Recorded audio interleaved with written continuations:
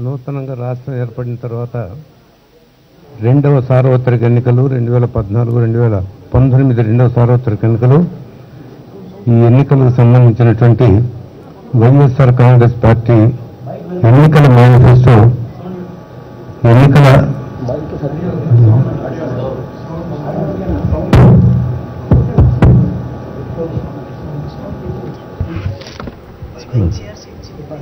Party ఎన్నికల మేనిఫెస్టోను ఈరోజు మన పార్టీ అధ్యక్షులు గౌరవనీయులు శ్రీ వైఎస్ జగన్మోహన్ రెడ్డి గారు విడుదల చేస్తారు. వారిని ఈ మేనిఫెస్టోను విడుదల చేసి ప్రజలకి అందించాల్సిందిగా, ప్రజలకు అంకితం చేయాల్సిందిగా కోరుతాను.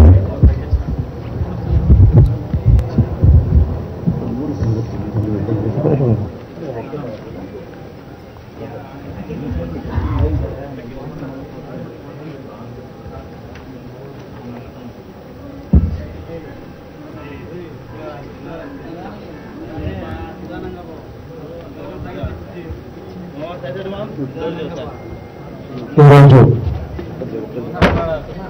ఉగాది సందర్భంగా మొట్టమొదటిగా తెలుగు ప్రజలందరికీ కూడా ఉగాది సందర్భంగా శుభాకాంక్షలతో మొదలుపెడుతున్నాను.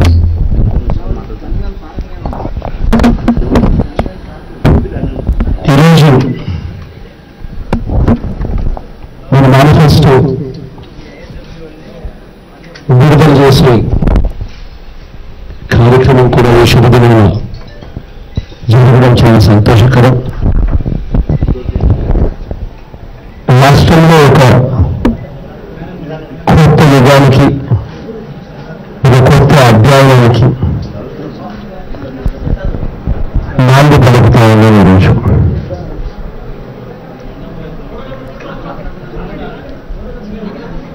మేనిఫెస్టో అంటే ఏమిటి అన్నది మొట్టమొదటిగా నేను చెప్పాలి. ప్రతి పార్టీ ఎన్నికలు వచ్చేసరికి ఒక మేనిఫెస్టో అని చెప్పి ఒక బుక్లెట్తో ఒక పేపర్ రిలీజ్ చేయడము, ఆ బుక్లెట్లో వందల పేపర్లు పెట్టడం, ప్రతి కులానికి ఒక పేజీ పెట్టి ఆ బుక్లో పొందుపరచడం, ఆ తర్వాత జరిగింది ఏమిటి అన్నది ఒకసారి గమనించాల్సిన అవసరం ఉంది. ఈరోజు చంద్రబాబు నాయుడు గారి మేనిఫెస్టో గురించి కూడా రెండు మాటలు మాట్లాడక తప్పని పరిస్థితి. ఎందుకనంటే మేనిఫెస్టో అన్నది ఒక సీక్రెట్ డాక్యుమెంట్.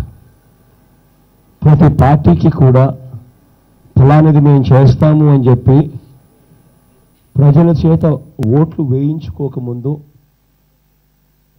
ఒక మేనిఫెస్టో, ఒక ఎన్నికల ప్రణాళిక అని చెప్పి రిలీజ్ చేసి ఓట్లు ప్రజలతో వేయించుకున్న తర్వాత ఆ మేనిఫెస్టోలో చెప్పిన అంశాలను ఆ ప్రభుత్వం చెయ్యకపోతే ఆ ప్రభుత్వం మోసం చేసినట్టు కాదా అన్నది ప్రతి ఒక్కరం కూడా ఆలోచన చేసుకోవాల్సిన అవసరం ఉంది. ఎన్నికల్లో గెలవడం కోసం ఒక మేనిఫెస్టో అని చెప్పి ఒక సుందరమైన పదం పెట్టి ఒక ఎన్నికల ప్రణాళిక అని చెప్పి ప్రజలను మోసం చేసే కార్యక్రమం జరగకూడదు. మేనిఫెస్టో అంటే చూపించి ఇదే మేనిఫెస్టో 5 సంవత్సరాలు ప్రతి ఒక్కరికి అందుబాటులో ఉంచి ఆ మేనిఫెస్టోలో చెప్పిన ప్రతి అంశము ఇదిగో నేను చేశాను, ఇదిగో నా 2014 మేనిఫెస్టో అని చెప్పి ఇలా చెయ్యెత్తి చూపించి అధికారంలో ఉన్న వాళ్ళు తర్వాత మళ్ళీ ఓట్లు అడిగే పరిస్థితి వచ్చినప్పుడే ఈ వ్యవస్థలోకి విశ్వసనీయత అన్న పదానికి అర్థం వస్తుంది. కానీ ఇవాళ నేను ఒకసారి మా మేనిఫెస్టో గురించి మేము చెప్పే ముందు ఒకసారి 2014లో చంద్రబాబు నాయుడు గారు రిలీజ్ చేసిన మేనిఫెస్టోను కూడా చూపించక తప్పదు. ఇది చంద్రబాబు నాయుడు గారు 2014లో ఆయన విడుదల చేసిన మేనిఫెస్టో. ఇంతలా బుక్ ఇచ్చాడు, ప్రతి కులానికి ఒక పేజీ కేటాయించాడు, దాదాపుగా 650 హామీలు ఇచ్చాడు. ఈ మేనిఫెస్టో ఇవాళ ఎక్కడ ఉంది అని చెప్పి తెలుగుదేశం పార్టీ వెబ్సైట్లోకి వెళ్ళి వెతికితే ఈ మేనిఫెస్టో కూడా కనపడకుండా మాయం చేశారు. కారణం, ఈ మేనిఫెస్టోలో ఉన్న పాయింట్లను ప్రజలు గమనిస్తే చంద్రబాబు నాయుడు గారిని చొక్కా పట్టుకుంటారేమో అని భయం. అక్షరాల ఈయన చెప్పిన మేనిఫెస్టోలో ఎక్కువసేపు టైం తీసుకుని, ఎందుకనంటే మన మేనిఫెస్టో గురించి మనం మాట్లాడాలి కాబట్టి ఈ మేనిఫెస్టో గురించి ఎక్కువ టైం తీసుకోవడం నాకు కరెక్ట్గా అనిపించడం లేదు. కాబట్టి అయితే మేనిఫెస్టో అంటే ఏమిటి అన్నది, మేనిఫెస్టో అన్నది ప్రజలను మోసం చేయడానికి చేస్తూ ఉన్నారా, లేకపోతే మేనిఫెస్టో అన్నది నిజంగా ఒక మేనిఫెస్టోగా రిలీజ్ చేసి, ఎన్నికల ప్రణాళికగా రిలీజ్ చేసి, ఇదిగో ఇది నా మేనిఫెస్టో, చెప్పిన ప్రతి పని నేను చేశాను అని చెప్పి గర్వంగా 5 సంవత్సరాల తర్వాత మళ్ళీ దాన్ని చూపించి, ఇదిగో ఇది నేను చేశాను కాబట్టి నాకు ఓట్లేయండి అని చెప్పి అడిగే పరిస్థితి తీసుకొని రావాలనే ఉద్దేశంతో ఇది నేను చెప్పక తప్పడం లేదు.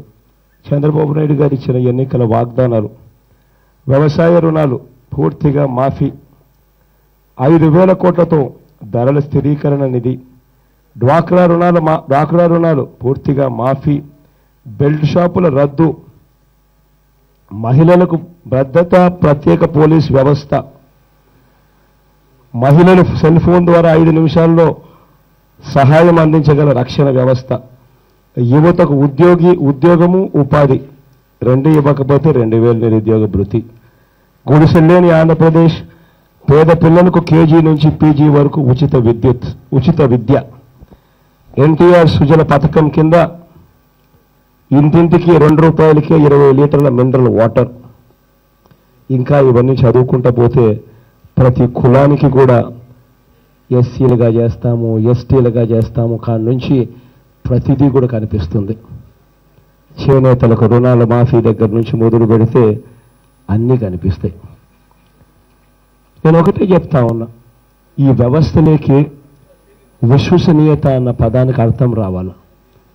ఒక మేనిఫెస్టో అన్నది ఒకటి ఎవరైనా రాజకీయ పార్టీ డిక్లేర్ చేస్తే ఆ మేనిఫెస్టో ఎవరు సామాన్య ప్రజలు ఎవరైనా కూడా ఆ మేనిఫెస్టో ఈ 5 సంవత్సరాల పాటు పూర్తిగా అందుబాటులో ఉండాలి. వాళ్ళ వెబ్సైట్లోకి వెళ్ళి బటన్ నొక్కితే కనిపించాలి. ప్రజలు ఈ మేనిఫెస్టో నువ్వు చెప్పావు, ఈ మేనిఫెస్టోలో చెప్పిన అంశాన్ని ఎందుకు చేయడం లేదు అని చెప్పి క్వశ్చన్ చేసే పరిస్థితి ఉండాలి. That is called manifesto. ఇవాళ 2014కు సంబంధించి చెప్పిన ఏ హామీ నెరవేర్చకుండా మళ్ళీ మా మేనిఫెస్టో డిక్లరేషన్ అయిపోయిన తర్వాత ఇదే పెద్ద మనిషి మళ్ళీ మిమ్మల్ని అందరినీ కూడా పిలిచి మళ్ళీ 2019 మేనిఫెస్టో అని చెప్పి మళ్ళీ ఇదే మాదిరిగానే ఒక సుందరమైన ఫోటో పెట్టి ఇదే మాదిరిగానే మళ్ళీ రిలీజ్ చేసి మళ్ళీ 2019 అని చెప్పి మళ్ళీ మేనిఫెస్టో పేరుతో మళ్ళీ ప్రజల చెవులో పూలు పెడతారు. This is reality. ఇది జరగబోతా ఉంది. ఇది రైతేనా అన్నది మనం అంతా కూడా ఇంట్రోస్పెక్ట్ చేసుకోవాలి, క్వశ్చన్ చేయాలి. నిజంగా కూడా ఒక చిన్న ఎగ్జాంపుల్ చెప్తాను. చంద్రబాబు నాయుడు గారు నిజంగా ఏ రకంగా మోసం చేస్తూ ఉన్నారని చెప్పడానికి ఎక్కువ సమయం తీసుకోకుండా 3 ఇష్యూస్ మీద ఒక క్లుప్తంగా నేను చెప్తా. అక్క చెల్లెమ్మలకు సంబంధించి పొదుపు సంఘాల్లో ఉన్న అక్క చెల్లెమ్మల గురించి చంద్రబాబు ఎట్లాగో పొదుపు సంఘాల్లో ఉన్న అక్క చెల్లెమ్మలకు రుణాలు మాఫీ చేస్తానన్నాడు. ₹1 కూడా తాను మాఫీ చేసింది లేదు అన్న సంగతి మీ అందరికీ కూడా తెలిసిన విషయమే, అక్క చెల్లెమ్మలకు అందరికీ కూడా తెలిసిన విషయమే. ఈ పెద్ద మనిషి రుణాలు మాఫీ చేయకపోగా మే 2016 నుంచి 0 వడ్డీ అక్క చెల్లెమ్మలకు 0 వడ్డీకే ఇచ్చే పథకం, ఆ పథకాన్ని పూర్తిగా రద్దు చేసేసాడు. మే 2016 నుంచి గతంలో పొదుపు సంఘాల అక్క చెల్లెమ్మలకు 0 వడ్డీకే డబ్బులు ఇచ్చేవాళ్ళు. ఈయన మే 2016 నుంచి ఆ పథకాన్ని పూర్తిగా రద్దు చేసేసాడు. ఒకవైపున నిజం ఇదైతే ఈయన చేసిన మోసం ఒక్కసారి చూడమని అడుగుతా ఉన్నా. రామ్మా పుట్టమ్మా, కూర్చోగలిగితే కూర్చో తల్లి, కుర్చీ ఎక్కడైనా ఉంటే దాన్ని కృష్ణమోహన్ మీరు ఏమైనా లేసి బుట్టమ్మని కూర్చోపెట్టారు. దామ్మా రా తల్లి. Please subscribe Mirror TV. Thank you. And I request all of you to subscribe Mirror TV. Please subscribe to Mirror TV. Thank you. Please subscribe Mirror TV. Please subscribe Mirror channel. Please subscribe to Mirror TV.